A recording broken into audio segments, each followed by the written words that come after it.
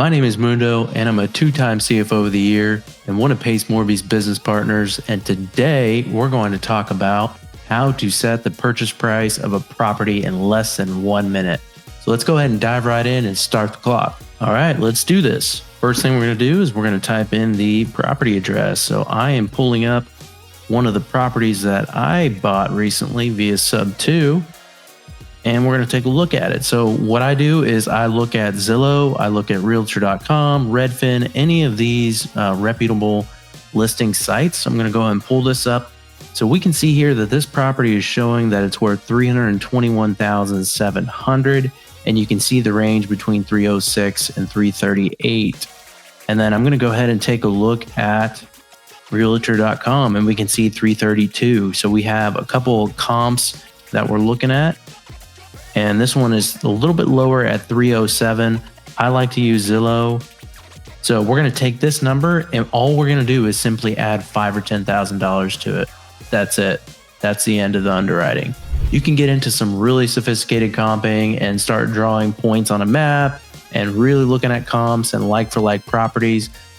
That is great, and I definitely recommend you do that. However, when you're talking about a bank value purchase price, what I mean by that is a purchase price that an appraiser can actually get on board with and give a estimated value on. Typically, in my experience, what I found is simply taking Zillow number, adding $5,000 or $10,000 max. If the property's in great condition, you can probably get away with $10,000 higher. If it's not in good condition, I would probably stick with $5,000 or at the top end of this estimate within itself. 9 times out of 10, the appraised value is always going to match the purchase price. That is something that I found in my experience in doing this, is that it usually comes back exactly what the purchase price is every time, unless you're getting crazy with it. So why is that important? So why is that an important number to know, whether you can list it at the estimated value or push it up $5,000 or $10,000? Let's go ahead and take a look at that. So if we have a property that is listed at $330,000, and we want to take this up a little bit, whether you're being a seller or you're being a buyer, right? So if you're a seller, obviously you want more in your purchase price. And if we push that number up to $10,000, and we think that we're going to be able to get this appraised at $340,000, then you're good to go. You got an extra $10,000 in the deal, right?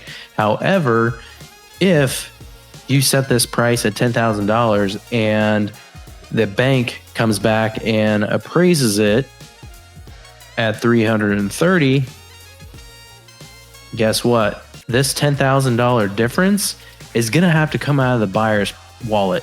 And guess what's going to happen? They're going to come back and renegotiate with you. They're not going to have an additional $10,000 come out of their pocket. So it's really important to know what that number is, whether that be in the $330,000 or the $340,000. And if you're a buyer, sometimes that's important to know, especially if you're structuring a creative finance type of deal and you can add another $5,000 or $10,000 to the purchase price.